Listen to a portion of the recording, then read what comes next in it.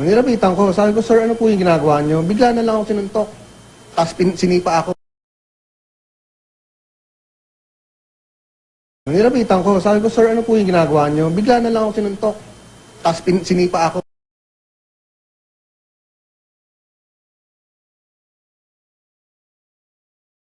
Makikita ang isang lalaking nakapink habang kausap si Mon Tulfo.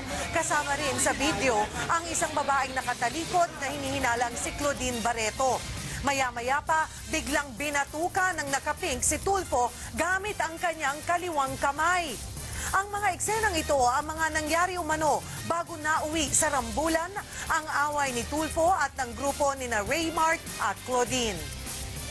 Nilapitan ko, sabi ko, sir, ano po yung ginagawa nyo? Bigla na lang ako sinuntok. Tapos sinipa ako. Maya-maya pa, biglang binatukan ng nakapink si Tulfo gamit ang kanyang kaliwang kamay.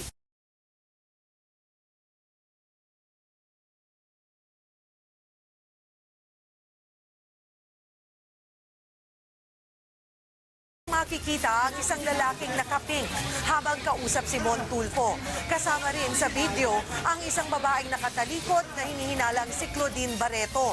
Maya-maya pa, biglang binatukan ng nakapink si Tulfo gamit ang kanyang kaliwang kamay. Ang mga eksenang ito ang mga nangyari umano bago nauwi sa Rambulan ang away ni Tulfo at ng grupo ni na Raymart at Claudine.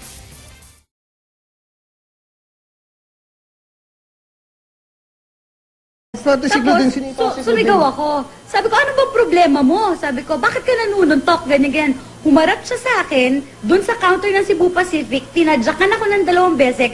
2 beses, sabay tinulak ako sa counter ng sobrang lakas. Tapos dito sa likod ko, meron akong meron akong red mark.